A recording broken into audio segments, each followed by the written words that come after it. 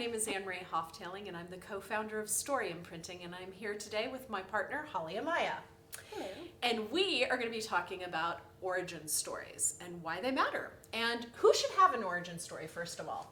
Everybody should have an origin story. So it doesn't matter if you're a CEO, a manager, somebody just starting their first job. Everybody has an origin story because everybody started someplace, right? And I think we lose sight of that often professionally as we walk through our careers. These stories are incredibly important. Do you want to talk a little bit about what is an origin story? Because I don't know that everybody actually knows that term, so maybe we should back up for a second. What is an origin story and its root? An origin story is where you came from. It's what got you to the place where you are. Right, and it's that simple. So everybody has an origin story. You have a familial, personal origin story. You have a professional one. An organization has an origin story.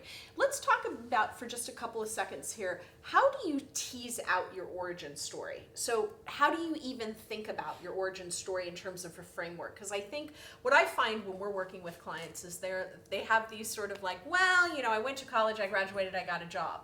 And they don't understand why that isn't enough to frame up their origin story. So do you want to talk a little bit about how to get into your origin story? Absolutely. I think that for a lot of people, it's less about a recitation of your resume or your CV. Yes. Right? I mean, I'm so sick of that. It's like I did this and then I did that and then I went to law school here and I'm done and nothing interesting has ever happened. Nobody cares. Nobody cares. cares. So for me personally, I was a journalist. That was my first job. When I think about what got me into a love of writing, I started thinking about these very early experiences. Like, when did I really realize that I enjoyed writing stories? And it was sitting in my parents' basement with a typewriter, pecking away at like age 10, age 11.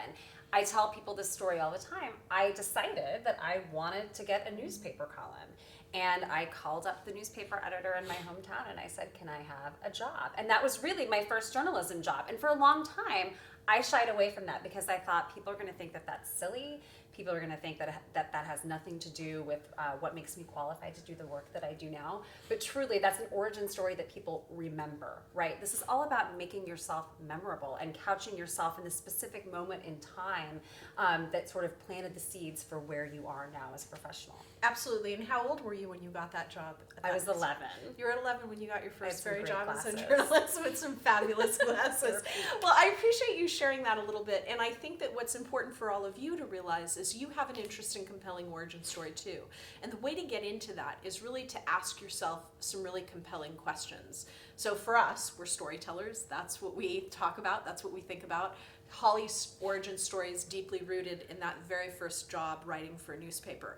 My origin story when it comes to storytelling is my mom telling me at the age of like 4 when we took this trip from Richmond, California to Tahoe, how I told this story of a bug that started on this leaf going down a river and it lasted like 3 hours long. Sounds like a God great bless car my ride. mother.